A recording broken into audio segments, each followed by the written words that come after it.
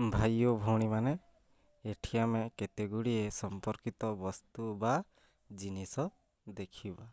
ସମ୍ପର୍କିତ ବସ୍ତୁ ବା ଜିନିଷ କହିଲେ ଗୋଟିଏ ଜିନିଷ ସହିତ କିମ୍ବା ଗୋଟିଏ ବସ୍ତୁ ସହିତ ଅନ୍ୟ ବସ୍ତୁ କିମ୍ବା ଜିନିଷର ସମ୍ପର୍କ ରହିଥିବ।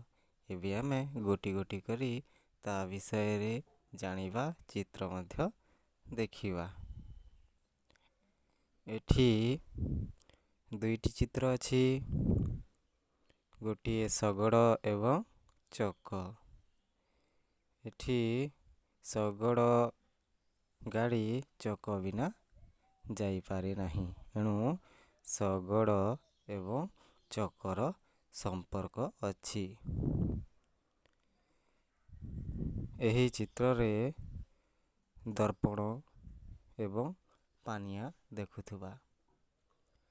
ଆମେ ଯେତେବେଳେ କୁଣ୍ଡେଇ ହଉ, ଦର୍ପଣକୁ ଦେଖି ପାନିଆରେ କୁଣ୍ଡେଇ ହେଇଥାଉ।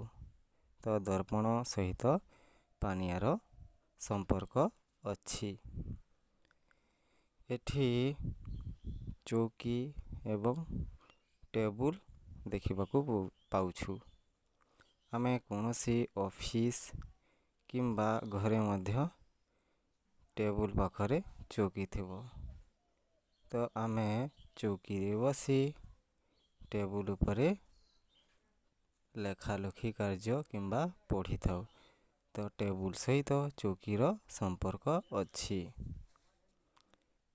ଏହି ଚିତ୍ର ଦେଖୁଥିବା ବ୍ୟାଟ୍ ଏବଂ ବଲ୍। ଆମେ ପଡ଼ିଆରେ ବ୍ୟାଟ୍ ଧରି ବଲ୍ ସହିତ ଖେଳିଥାଉ। ତ ଏଠି ବ୍ୟାଟ୍ ସହିତ ବଲ୍ର ସମ୍ପର୍କ ଅଛି। ଏହି ଚିତ୍ରରେ ଦେଖୁଥିବା ବର୍ଷା ଏବଂ ଛତା। ଆମେ ବର୍ଷା ହେଲେ ଆମ ଦେହକୁ ରକ୍ଷା କରିବା ପାଇଁ ଛତାର ବ୍ୟବହାର କରିଥାଉ। ତେଣୁ ବର୍ଷା ସହିତ ଛତାର ସମ୍ପର୍କ ଅଛି। ଏଠି ଆମେ ଖାତା ଏବଂ ପେନ୍ସିଲର ଚିତ୍ର ଦେଖୁଛେ। ଆମେ ଖାତାରେ ପେନ୍ସିଲ ସାହାଯ୍ୟରେ ଲେଖିଥାଉ। ତେଣୁ ଖାତା ଏବଂ ପେନ୍ସିଲର ସମ୍ପର୍କ ଅଛି।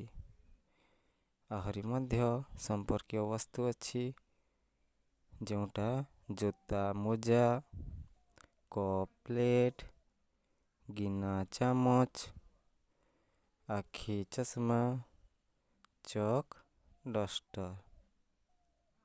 ଆମେ ସମ୍ପର୍କିତ ବସ୍ତୁ ଦେଖିଲେ, ତା ବିଷୟରେ ଧାରଣା ପାଇଲେ, ଆମେ ମା ବାପାଙ୍କୁ କହିବା, ଆହୁରି ମଧ୍ୟ ଆମକୁ ସମ୍ପର୍କୀୟ ବସ୍ତୁ କିମ୍ବା ଜିନିଷ ବିଷୟରେ ଧାରଣା ଦେବେ।